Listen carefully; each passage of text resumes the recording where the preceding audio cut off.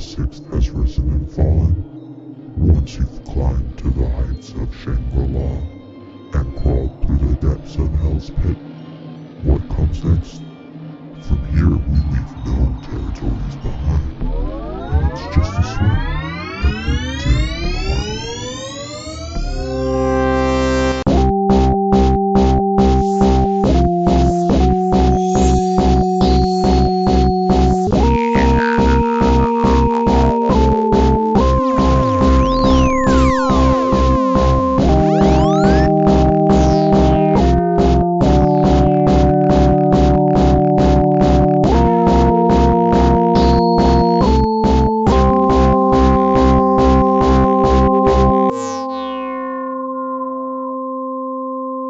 What's up, everybody? Welcome back to the Dim Carnival. I'm Bill.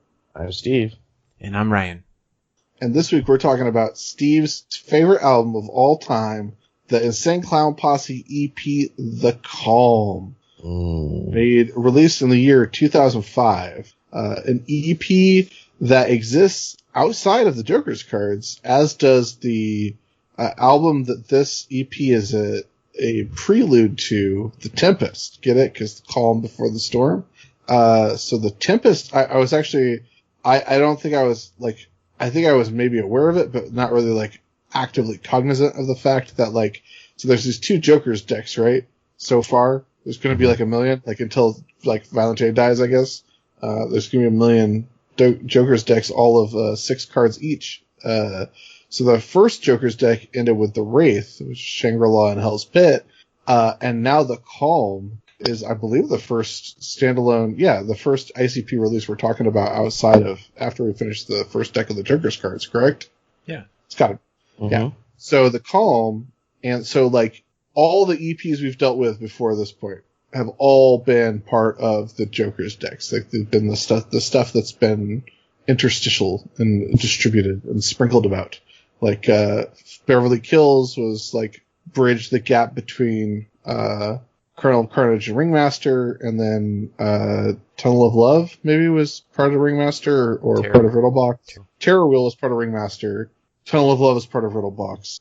They had the Joker's cards like on the covers too. So, but the Calm and the Tempest exist outside of the Joker's decks. So these are perhaps, one could say, non-canonical to the ethos. But we'll see. We'll see what happens. But this week we're talking about the first 4 tracks off of The Calm, which are the intro, Rollin Over, Rosemary, and Crop Circles. So, gentlemen, shall we dive in, or is there anything that we would like to say about The Calm off the top? Steve, do you have remembrances and rememberies about The Calm?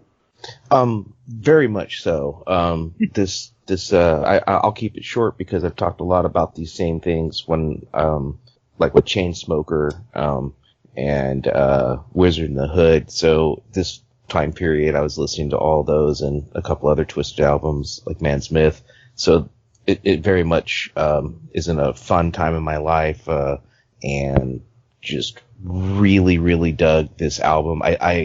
It still kind of like, to me, feels like it's coming off of the Shiny Diamonds era of the Wraith, even though obviously they did Hell's Pit, and Hell's Pit's closer to this album or EP than Shangri-La, but temporally, chronologically. Yes. So, but I just feel like they kind of went back to like being a little more happier, and it is a calm before a storm.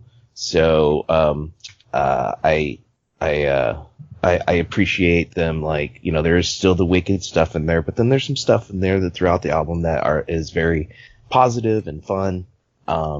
I like the kind of new agey aspect of it with, you know, the crop circles and all that type of stuff. That was kind of different. I mean, they've done, you know, a basic outline of a regular kind of fundamentalist religion, not necessarily Christianity, but just like a good people go to heaven, bad people go to hell kind of setup. And then, they have doing voodoo and black magic. And then this was just a different feel with it being like new agey and crop circles and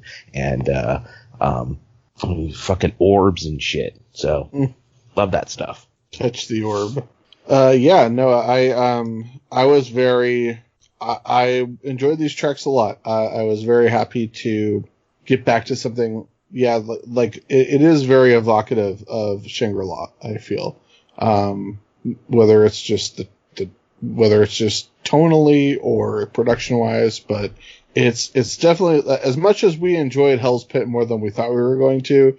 For me, it's nice to get back to something that is reminiscent of happy-go-lucky, cracking jokes, ICP, that is much closer to Shangri-La. And I will say, like, I honestly, like, as much as, like, Checo Brothers and Malenko are, like, formative for me in terms of my fandom for this rap group, so far, I feel like overall, like, Shangri-La might be my single favorite era of ICP.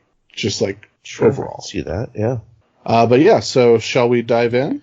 Well, just one thing before we do. Am I correct in understanding that this is a pretty much disliked album amongst the Juggalo community? I think it's just, I don't know the answer to that, but I think that the Calm and the Tempest, I think partially by virtue of not being Joker's cards, are just sort of not thought about very much.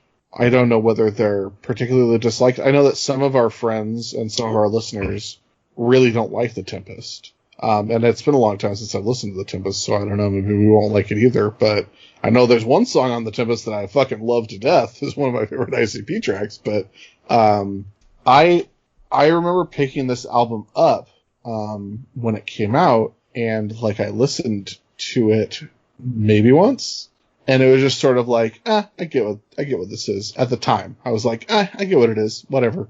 And then I listened to Tempest a couple times, and I just don't normally think of these two releases. And I think maybe that's the case for a lot of ICP fans and Juggalos. But I don't know. I honestly don't know. If you guys know, write to us, let us know. dimcarnival@gmail.com, or tweet at us at dimcarnival, or you can tweet at me at Motel. Let us know. Is this a despised era of ICP? I don't know. I don't know if I would go. I don't think I've heard anybody say that. Yeah, they hate it, but just that it's like my understanding of it was that it's like basically unpopular, like commonly unpopular. But I don't know where I got that impression. In my very surface level understanding of the fandom, I think it's just not thought about very much. What do you think, Steve? Do you have any insight there? I couldn't begin to tell you the answer to that. I have no idea, but I agree with what you're saying, that it probably, because it's this kind of an outlier album, like you said, in between Joker's decks. I don't remember if we talked about, I mean, I feel like Bazaar were I think those albums were pretty popular. And I know those still fall within the first Joker's deck, and they're not completely removed from the canon, but the music was drastically different. And I don't know how people responded to that as far as like hardcore, older school hardcore Juggalos. Some of the music off this album and like the way this album or this EP just kind of reminds me of aspects of those Bazaar albums, is at the very least is what I could say. Yeah, I can see that. Okay, that's interesting. The other thing I definitely see, especially because they both have Baby Mama songs on them. Whoa, yeah, good point. Excellent point, Bill. The other thing I wanted to bring up is the cover art, the album art. That's great. Really? Yes, the album art, which depicts Galactus as seen in Rise of the Silver Surfer.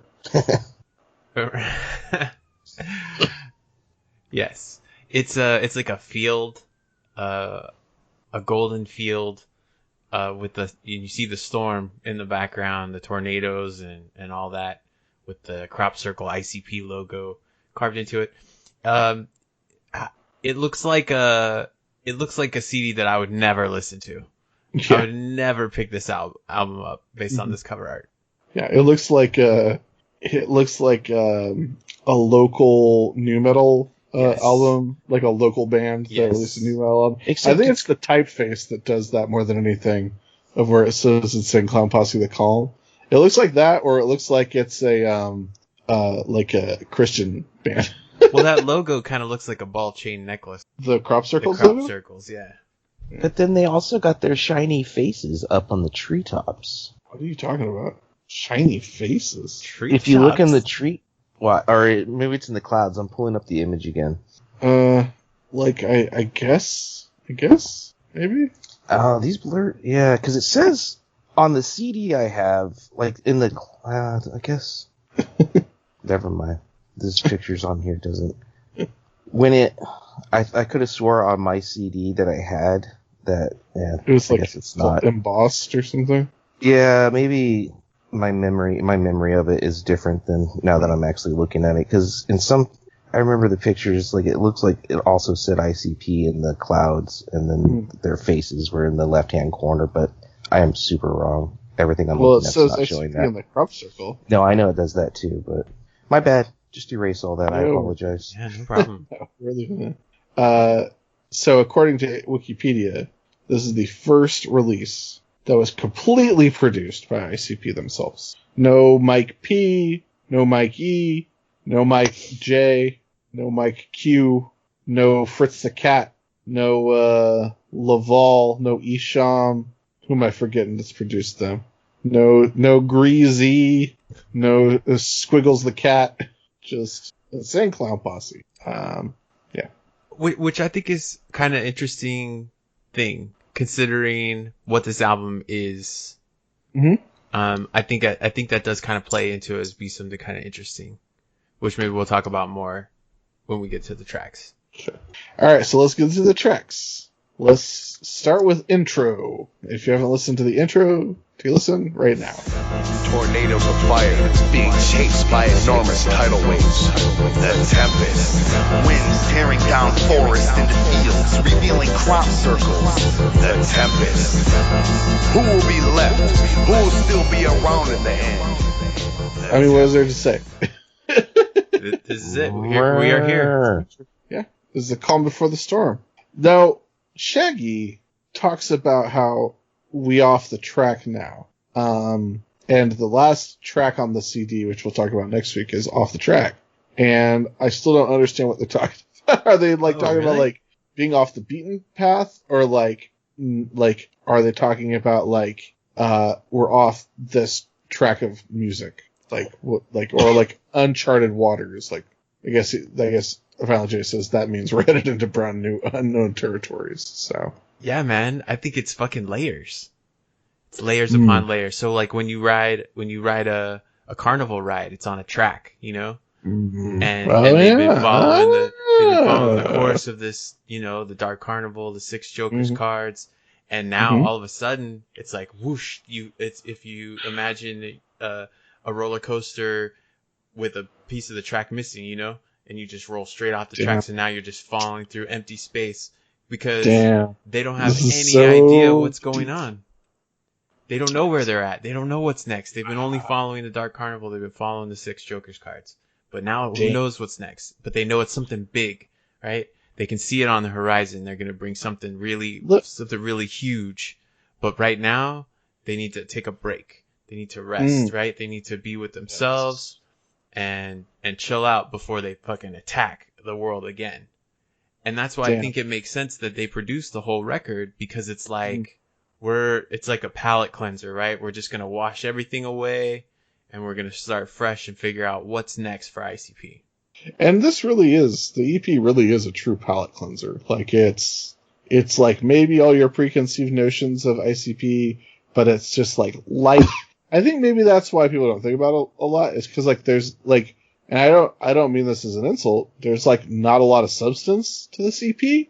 But that's by design. Like it's just supposed to be sort of atmospheric. It's intentional. This is the calm. You're supposed to listen to it and just fucking chill out. It's calm. Mm-hmm. Now, guys, what if a lightning bolt were so powerful that it could set fire to water? That's hot, man. Pretty powerful. That's hot. Powerful. Thunder loud enough to shatter brick walls. I fart bigger than that. Yeah, I was gonna say, like, I mean, like, that's certainly impressive, but that's not lightning that start like, making fire burn water. What, tornadoes of fire being chased by enormous tidal waves? Is that just like a game they play? Like, right. Catch me. I like the way that Shaggy 2-Dope says cropsicles. Yes. Instead of also, on this album, Shaggy says nuclear. Oh, they both say nuclear. Shaggy said nuclear tonight on the ICP stream. He says nuclear all the time. That's tremendous. Yeah. You know, I know it sounds silly, the tidal waves chasing tornadoes of fire, but if you kind of look at what climate change is doing regionally across the entire United States, that's kind of happening, where you've got these huge hurricanes coming in off the coast in the south and the east, and then you got California in the west on fire with literal tornadoes of fire. It's pathetic. Mm. Hell yeah. Well, at least climate change isn't real. Thank God. Mm-hmm. All right. And they literally say, right, this, we call the storm that's coming, they call it the tempest. And so I don't know whether, obviously we're looking back, and so to us it makes sense, but I don't know how clear that was, that people would just be like, obviously that's going to be the next record or whatever, even though it's like obviously laid out. I don't feel like you can ever really know exactly what ICP's up to. Right, but I think at the time it had been, I'm pretty sure I'm remembering correctly that they announced, we're going to release an EP called The Calm, and then it's going to be a prelude to our next album, which is called The Tempest. Like, I'm pretty sure they set that up. That's what I assumed. I just didn't know that history or whatever. Yeah. No, yeah, like you said, you can never know with these guys. Sometimes they do stuff like way in advance, and sometimes they're just like, guess what? Here it comes. Yeah, well, I guess actually now I'm looking at the Wikipedia article and I'm remembering looking this up because The Tempest doesn't come out for 2 years later. That's crazy. And that's a really long time. So yeah, that's why I thought it was kind of strange. That doesn't seem possible. Yeah. You know, when you guys were talking about the track being off the track, and you made that great analogy of how they've gotten off the track with the carnival ride. It's funny that the Tempest cover is a roller coaster and everyone like going down the big dip of the roller coaster, and everyone's screaming, and then you used to see Violent J and Shaggy in their seats next to each other, and well, yeah, that's what I kind of back on the track. Yeah, I kind of marked out. Yeah, exactly. when I just playing this intro and I'm thinking like, oh, that's so fucking cool. You know, they're off the tracks, and then I remember the Tempest album cover, and I was like, I always thought the Tempest was a storm, and I remember seeing that album cover the first time, and I was like, oh, it's a ride. Like, why is it a ride? Yeah. Well, I guess it's ICP. But now it like really fucking makes sense. You know, it's like, oh, okay, I get it. That's fucking cool, man. I dig it. Yeah, that's great. And you can see their faces in the cover. Sorry. Shining. No, I'm just being a jerk. Shall we move on to the next track? All right. Well, the next track is Rollin' Over. And if you haven't listened to that, go ahead and take a listen right now. Floating in this bitch with some wings like a Pegasus.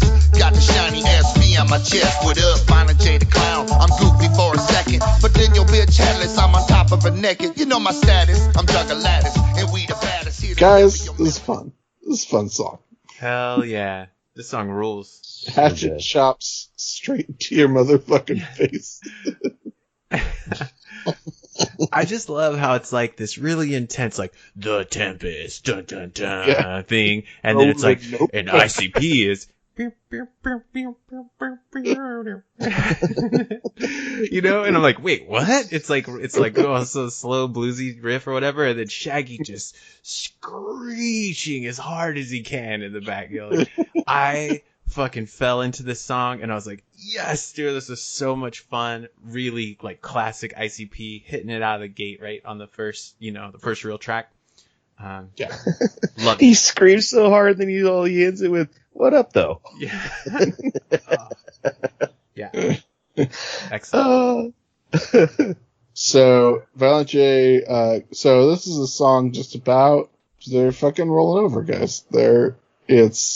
We're still here and we're just chilling, and they're talking about like they're just back on this road and there's still such a long way to go, and it's maybe the perfect track to like be their first like song after Hell's Pit of like, well, we fucking finished the 6 Joker's cards, but you know what, guys? You know, it's time to like get up and get back at it, because there is still a long road ahead of us. But you know what? It's showtime, and also like we're gonna have fun with it. We're just gonna like play in the space. We're just gonna have fun with it. I can just see. I feel like I can really read into how they felt at this time, especially about all of the inferences that we've already made about them kind of struggling or just not having as much fun.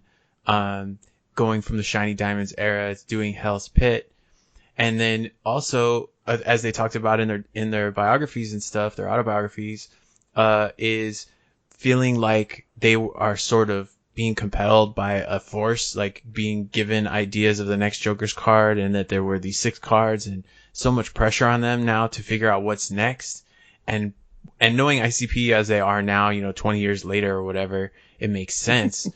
That they would look at that moment and think about it and feel stressed and think, oh, what are we going to do? We need to figure out what to do next. And then just have this revelation of like, there's a whole fucking universe out there. Like there's so much shit we can talk about. We barely even scratched the surface. We haven't even started yet.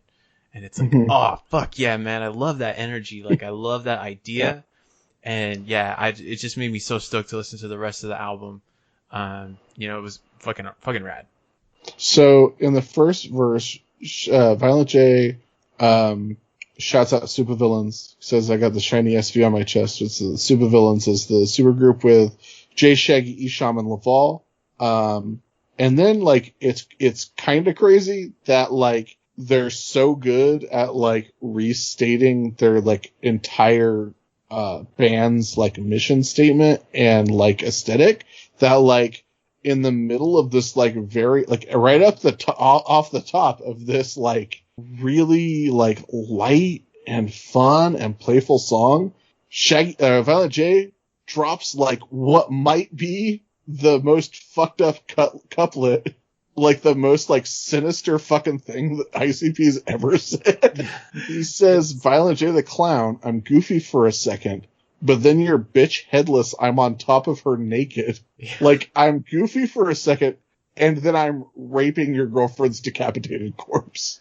I don't disagree with you. It's a horrible line. I was sort of thinking, because he comes floating down with wings, and he's got a shiny SV. The tone and the music and his voice, I picture this cherubic Violent J. Yeah.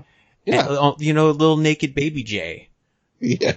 So not necessarily a sexual thing, but just just hanging out. He just has his dick out. Sure. Well, they're always naked. Right. They're always it's canon that Violent J is always naked. I also thought maybe for a second he'd be raping her neck hole. Oh boy.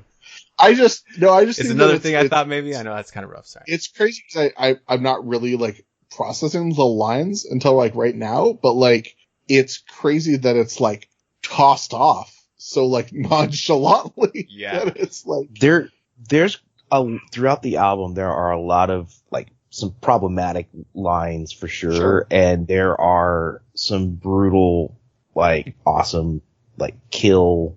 Yeah. Like I don't, you know what I mean? Like, but that's just like maybe because of like how nonchalant it's tossed off, like makes it even more sinister. Like when you think about it. Yeah.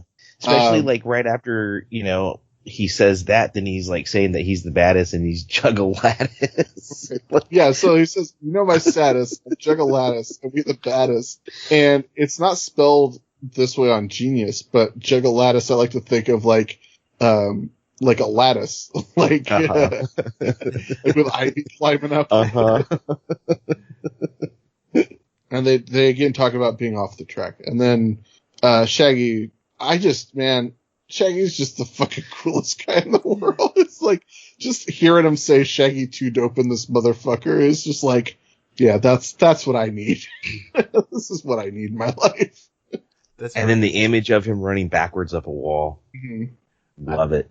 I actually wrote the line Jay and Shags are so cool. Like, just listening to this, I kind of feel like they're pretty much putting themselves on, like describing themselves, their ideal selves as they see them. Yeah, absolutely. It's just like, so the hook is great. It's like, it's not really any different from any other ICP hook that they've ever done, but just like I look at this just so far to go. Like, that's like, it just hits so right. It's so right. The music is really interesting. So it's I peg it as like a bluesy guitar riff. They've got it's a saxophone, right? Like a muted saxophone. Mm-hmm. And so, yeah, just kind of an interesting, like, laid back, really is like literally calm, music, Mm-hmm. No, it's great. It's a very sweet, laid back jam with some crazy shit that's stuck in here. Like, R.I.P. Thoughts and prayers to Violent J for his 3-foot dick. Yeah. I love the way that Shaggy sings in the chorus. When he sings the line "Blow Your Mind." Yeah. Oh, yo. Yeah. It's great. Any other thoughts on this track, guys? I think the consensus is that we love this track, but yeah, just so many great lines throughout it, and you can't pick them all out because then we would just quote the entire song. But I love when Shaggy's "I know magic Houdini would have hound dogged my balls." I also like being able to throw a kick from across the street. Yeah. Bust your chin. That's good stuff. I can't try to figure out on the lyrics where this is, but I made a note that Shaggy is not super into ghosts.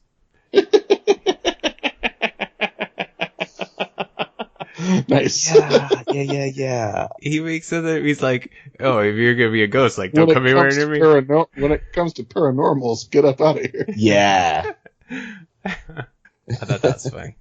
I also like, I really like I Keep It Bloody, me and my buddy beyond nutty. Like, oh, we're beyond nutty.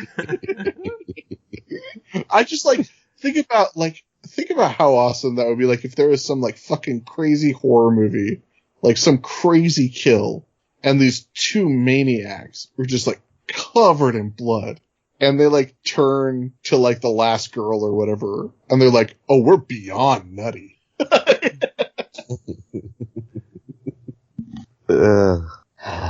Alright, is that all we have to say here? Yeah, well, then it goes right into a skit. Yeah, the track into the skit of a bouncer denying Shaggy 2-Dope entrance to, I assume, a club, because he doesn't even have a shirt on. He's got on one shoe. And Shaggy insists that he needs to get into the club because he can dance. I can dance. He's just here to dance. Yeah. Just came here to You're dance. gonna kick me out the streets? I love that. What are you gonna do? Kick me off the streets? Kick me out of the streets? I will serve your punk ass. Alright, so that leads into the next track, which is Rosemary. And if you haven't listened to Rosemary, take a listen right now. She made me happy, I tried to refrain, I walk on, but then I run right back, I'm at it again, she's calling. I ran a few blocks away and broke a bottle, carjacked the minivan and punched full throttle right back. So Rosemary starts with Shaggy 2-Dope continuing to scream. And that's fine, because Shaggy 2-Dope does not otherwise appear on this track. This is a Violent J joint, about, a man, walking the streets on crack, and, no one's looking at him. And then he spots in a nightclub, he sees a woman dancing and becomes obsessed with this woman dancing, and then follows, her and a potential suitor or perhaps a boyfriend home, kills the boyfriend, and then it turns out that it was all in his head, and he's still outside the club. None of it happened. He's just still fixated and mesmerized by this woman who is dancing. And I do want to point out that canonically in this song, or not canonically, but within this song, he is Violent J the Wicked Clown. He's not some other crackhead. He makes himself know that it's Violent J. Right, Clown Paint, I came here to dance boogie. Which is that's wild. Yeah. Yeah, I thought that was pretty interesting because, like, when the song starts and you're talking about like a crackhead wandering the streets, you don't necessarily think it would be Violent J. Right. In the past, we've discussed how doing something like having overt hard drug use would be an indicator of it being, another person, not Violent J. Yeah. I want to just talk briefly about the fact that the word Rosemary doesn't appear in the song, but it is the title of the song, and we infer this is the name of the woman with whom the narrator is obsessed, correct? That's what it should be, is that it's the name of this woman. So, Rosemary, my favorite herb, by far and away. The name Rosemary means dew of the sea. Dew of the sea.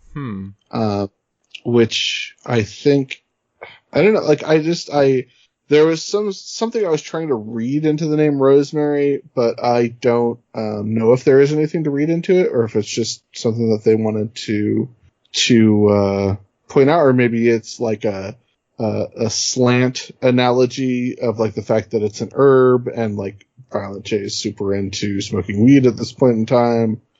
Perhaps a trend that continues to this day. I don't know. I don't know. Huh. I assume it was like a stripper that he met and was like into, and so he wrote this song about it. About her.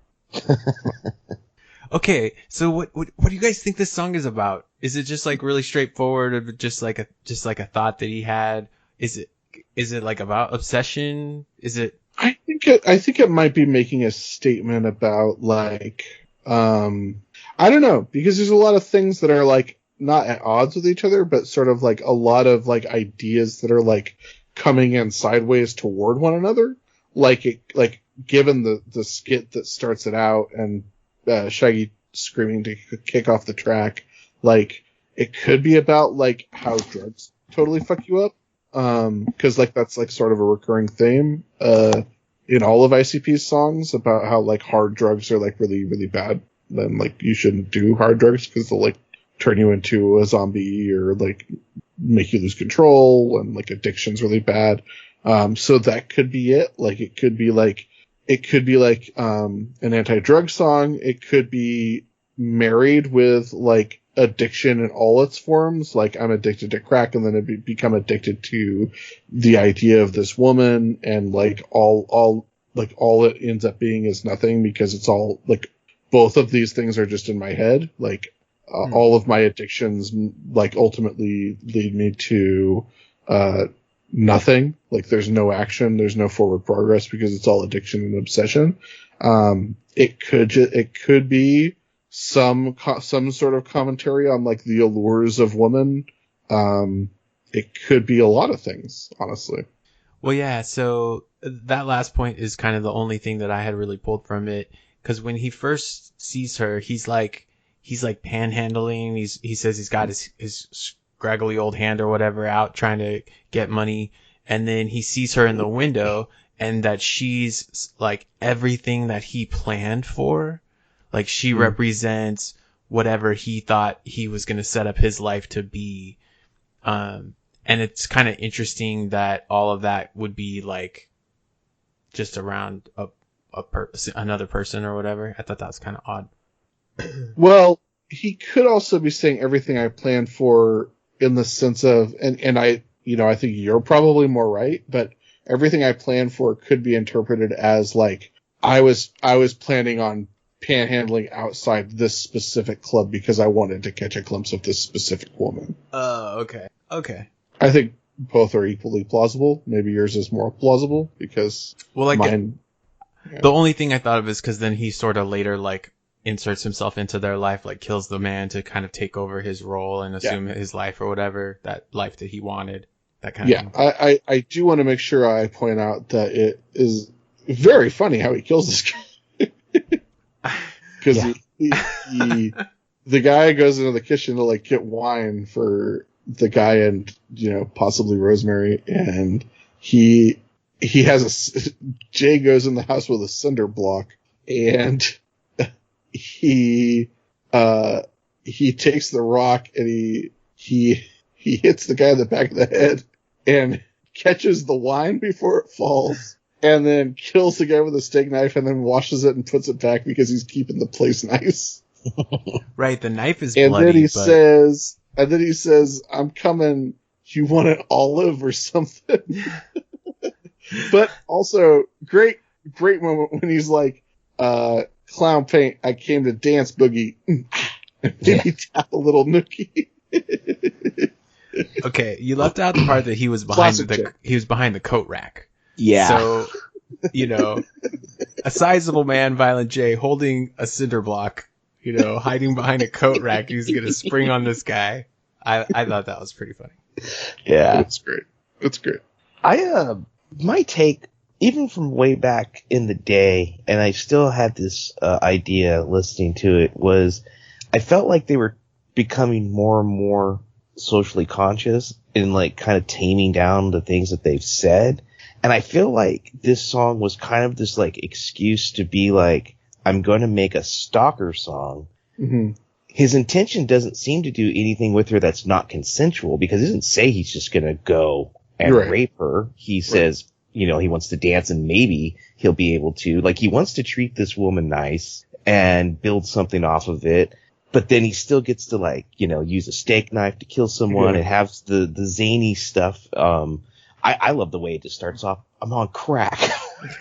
I think if you're gonna make a stalker song, this is like the most like even-handed and like non-offensive way to do it. Basically. I agree, and that's kind of what I kind of figured. And then at the end, you know, obviously, like you said, it's all in his head, and also just like his ability to like paint like a slapstick scene is fucking unparalleled, because he talks about like hitting the crack pipe again, and then he says, I hop out the stolen, jumping through backyards, clumsy and tripping. It don't matter when your goal is a throat slitting. So like, just like fucking the idea of like a dude who just took a huge hit of crack, like leaping out of a stolen car, holding a cinder block, tripping and stumbling through all these backyards. So, hey, motherfucker.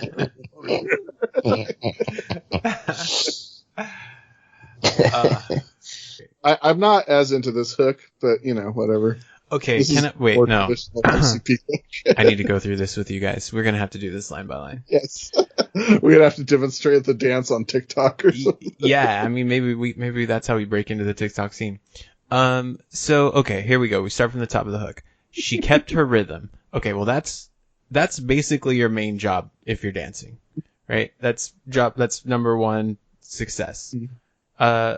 Don't have any problem with that. Next thing, her feet to the floor. Now, depending on how you like to dance, I guess you could measure how much and often your feet leave the floor to measure something.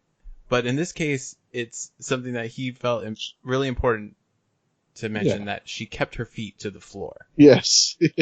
Yeah. She wasn't doing any kicks or... Yeah, no, she was just, you know... I'm imagining a woman in like those like knee high or thigh high like high heeled boots, and she's just like dancing by like swaying her hips and like putting her hands above her head and stuff, like just like, you know, that sort of traditional stripper gyration. I thought she was doing the Monster Mash. Oh yeah, that's good too. She's actually doing the Macarena. That doesn't involve any feet movement until you jump a quarter turn to the right. Okay. Well, you know, I was gonna get to the quarter turn. Okay, so she dipped down. I feel like that's not really open to interpretation. We understand. She bends over. We understand what dip down means. She did the twirl. Now, if the twirl was capitalized, then, you know, I would be more compelled. It has made famous by Chubby Checker the twirl. What is the twirl? She did a twirl. Not a twirl. The twirl. Yeah, she did the twirl. She put one hand on the pole and she twirled around it. Okay. Well, I don't think that. I don't think we need to make a federal case on this, Ryan.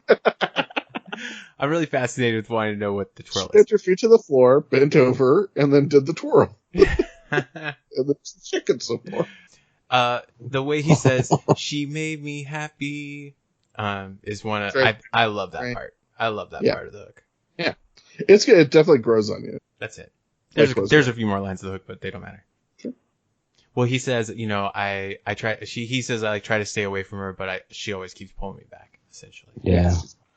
Like he runs away, and she. Yeah. But I like it. I like the song. I do too.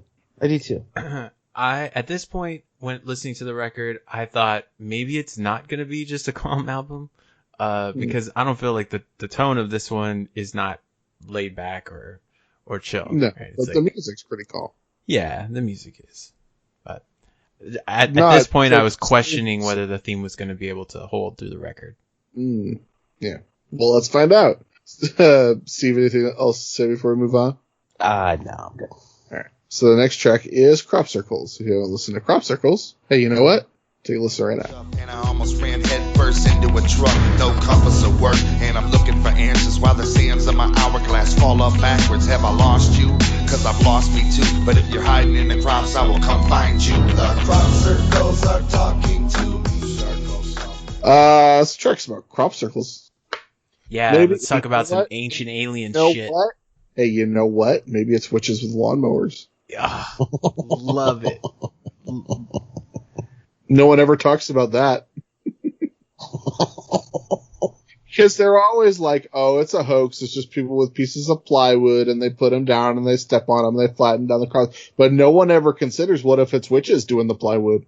Guys, if the sun rises... What if it's a werewolf that's doing the prank is the thing? Like, sure, maybe it's a prank. But you know who else does pranks? Aliens, witches, goblins, ghouls, and Draculas. They all like pranks. Cause that's fucked up, guys. Cause everyone's like, crop circles aren't real, they're a prank. But what if it's a fucking monster doing a prank? No one ever talks about that, and that's fucked up, and I hate it. So we got cryptics out here. The Mothman is flying around making crop circles. Oh, yeah. Oh, Mothman. Fucking Mothman created punks, and not a lot of people know that. Mothman's like, the Western culture on the farm. I'm gonna make punk. What the fuck are you guys talking about? I don't know, dude. You lost me too. I'm talking about the Jamie Kennedy Experience, and it was all, it was actually the creature from the Black Lagoon. It was like Jamie Kennedy Experience. I'm sorry, he was like, Jamie Kennedy. You're next. No, I just think it's fucked up that no one talks about that monsters might do pranks. Go on, Ryan. I like that ghost loves circles. Mm-hmm. Yeah, super into crop circles. Crop circles are a prank. Mm-hmm. Is the thing. Well, if the sun rises and sets on time, it's never early or late, it's always on time, every day of the year, why is it that there are only sporadic crop circles in the world? Because they're miracles. Mm. No, but that doesn't make sense because miracles are happening every day around us too. Damn. Wait, what does the sun have to do with crop circles? That's just the lines.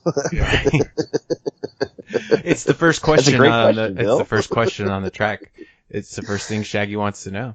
Wait, hang on a second. The sun rises and sets on time every day of the year, which is, one, not true, but two, like, is Shaggy saying on time, like, according to, like, the Farmer's Almanac? Yes, the Almanac. Okay. It's gotta be. Yeah. Okay. Richards. Shaggy, a big fan of Poor Richard's Almanac. Like, I gotta check pork barrel prices today. Poor Richard's I gotta see if it's gonna rain on November 27th.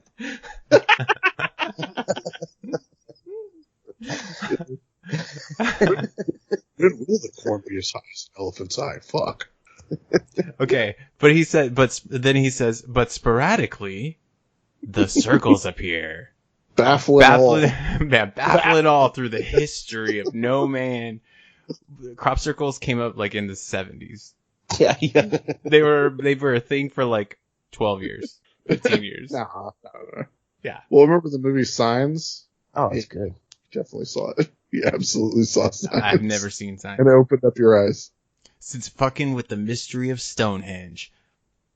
So these first couple lines, so this is what I wrote. I was like, yeah, let's talk about some fucking ancient alien shit. Like, he's talking about aliens and witches and Stonehenge and fucking crop circles and sun charts and navigating the fucking portals of time. Like, I was like, oh shit, this is fucking awesome. I don't think that any poet has ever captured any image as evocative as I'm running through a wheat field chasing a ghost. They love circles. Use them for portals and time holes. God damn it. It's so fucking perfect. And they chant with the crow people. And then he rhymes people with people. He does rhyme people with people. Well, this is the other thing that I think is really cool is that he's kind of linking, right? I feel like he's sort of establishing that crop circles are an occurrence that, well, I don't know if they necessarily explain, what's causing them, but that there's something that's magical that lots of different entities use in some way. Yeah. I also like how he insinuates that like anytime there's a crop circle, we just mow him down in 2 days. And then he's like, his word of warning is like, well, you're going to regret that in 100 years when there's a hurricane. Right. Your great grandkids are going to get wet. Well, you're fucked up now. Circle something. I think it's something that's meant just for him. I think that the verses are very good, but I think they really phoned in this hook. Yeah, kind of disappointed in the hook. So the ball. Now, Violent J says the ball of mud that we live on is alive. That is true. You try to wipe its mouth, it's gonna wipe us out. In this analogy, what does wipe its mouth mean?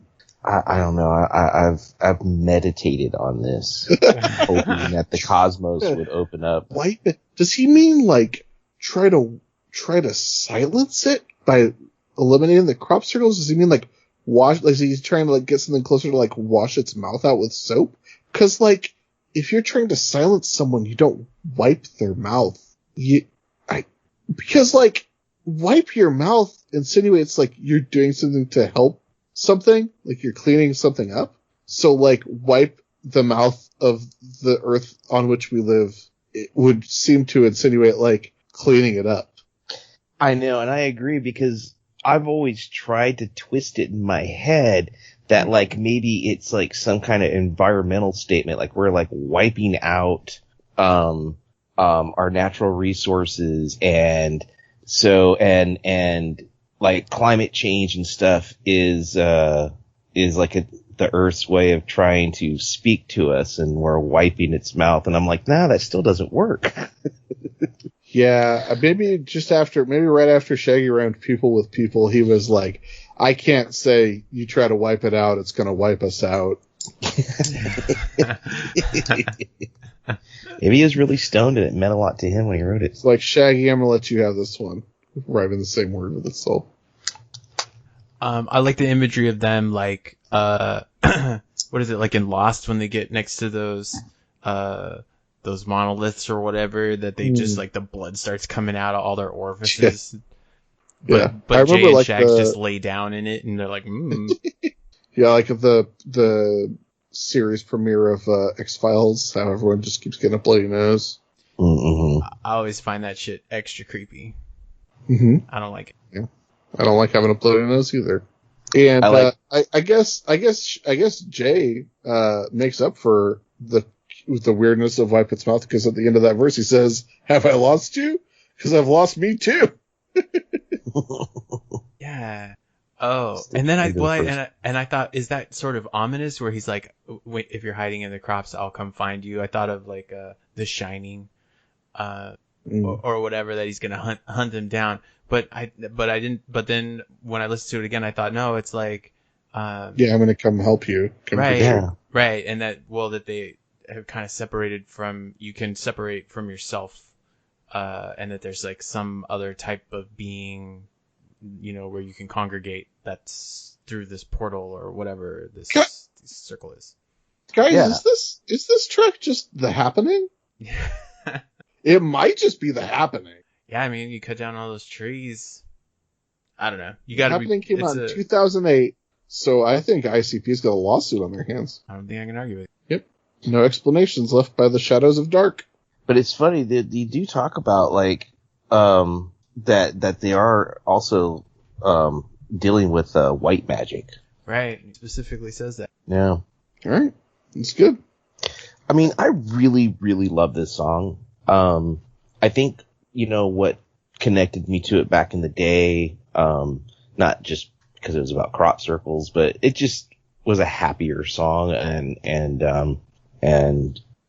I just enjoyed the feeling I got when I heard it. And even if most of the time I'm not trying to analyze the lyrics, so things that just stand out to me, I'll just like in the moment, not really try to figure out exactly what it even means.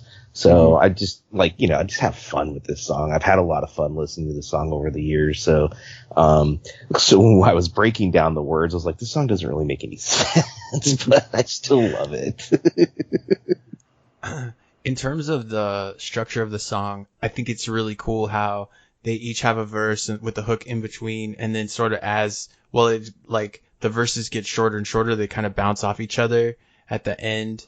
They each do several lines, and then they each do 2 lines or whatever, and it's like they're bouncing back and forth or whatever. I think that, and what Violent J says at the end, he's like, "We really don't care." Like, I think that's a really cool way to end the song. Mm-hmm. Mm-hmm. Cool. Fuck you, this song's about me choices. Exclusively.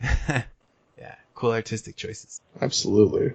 I think that, I think we shouldn't talk about the skit at the end of this track because it's about the next songs we're going to be talking about. So, but Steve, anything further to leave us with, either from crop circles or from the first half of the Calm as a whole?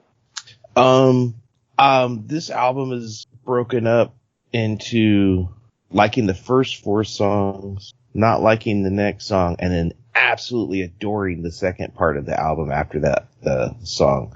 So, I really love these first 4 tracks for the most part, but I'm more excited for the later songs, personally.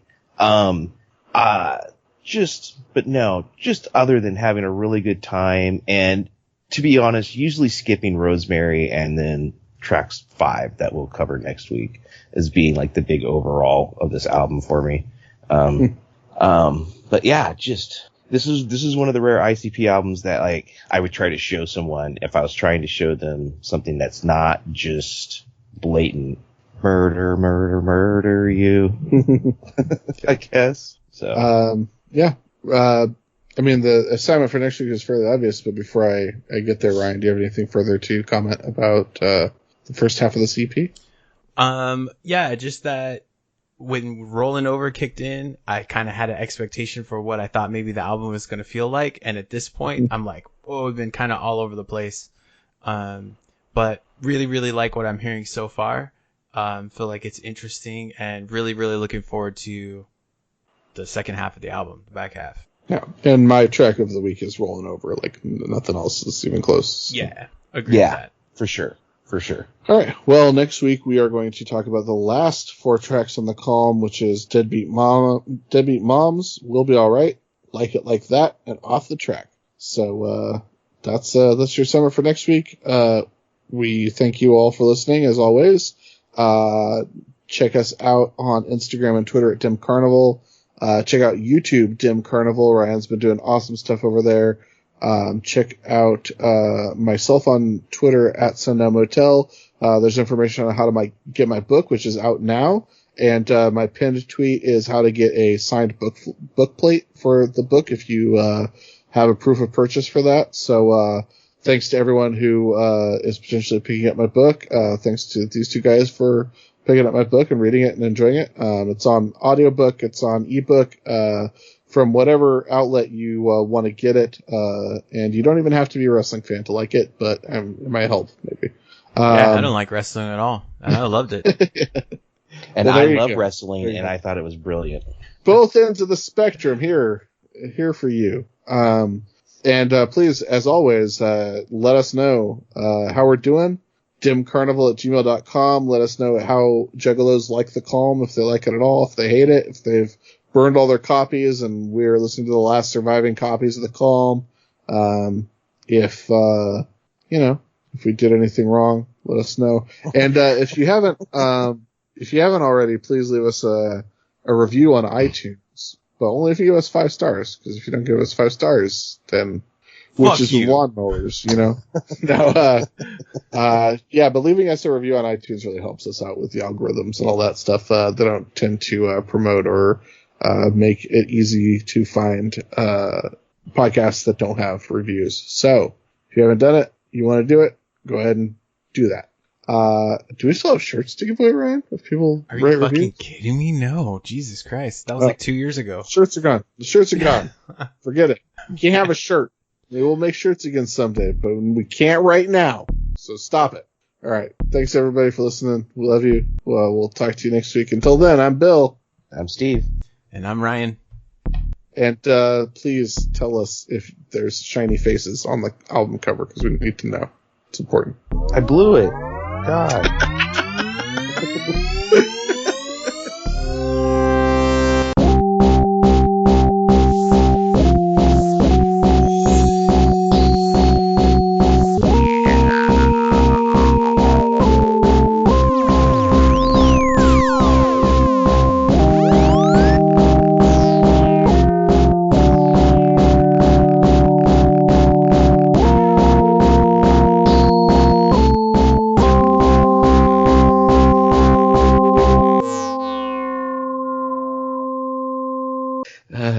So someone pointed out that Dr. Giggles, the movie Dr. Giggles, this is a podcast, Dr. Giggles, the movie Dr. Giggles, they tried to have the tagline both ways.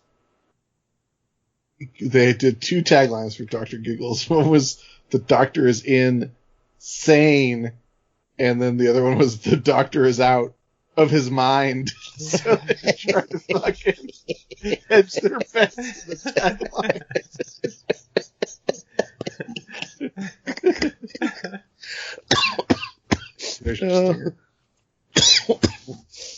Oh, that's brilliant.